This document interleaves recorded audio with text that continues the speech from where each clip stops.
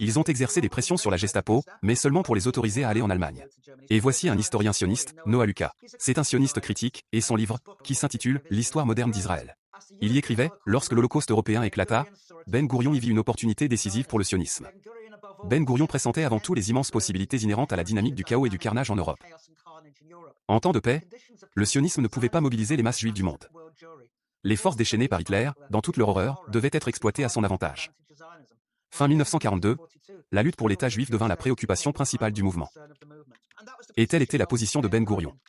Je recommande le dernier chapitre de sa biographie autorisée par Shabtai Tevet, Les terres en feu. Il s'intitule « Le désastre fait la force ».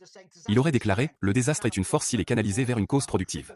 L'astuce du sionisme est de savoir canaliser nos désastres, non pas vers le découragement ou la dégradation, comme c'est le cas dans la diaspora, mais comme une source de créativité et d'exploitation. Et il a été très clair sur le fait que les fonds de l'agence juive ne devaient être utilisés que pour le sauvetage par l'immigration en Palestine.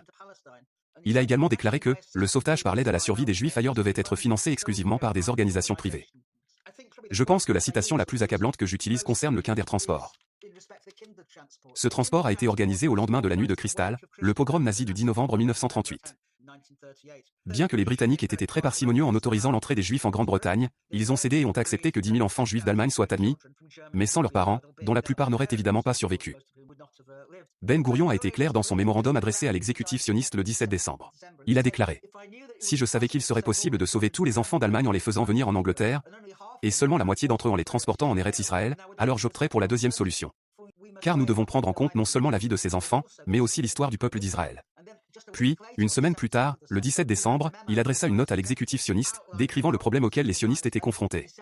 Il a déclaré « Si les Juifs sont confrontés au choix entre le problème des réfugiés et le sauvetage des Juifs des camps de concentration d'une part, et l'aide au musée national de Palestine d'autre part, le sentiment de pitié juif prévaudra, et toute la force de notre peuple sera consacrée à l'aide aux réfugiés dans divers pays. Le sionisme disparaîtrait de l'ordre du jour, et non seulement l'opinion publique en Angleterre et en Amérique, mais aussi celle de l'opinion publique juive.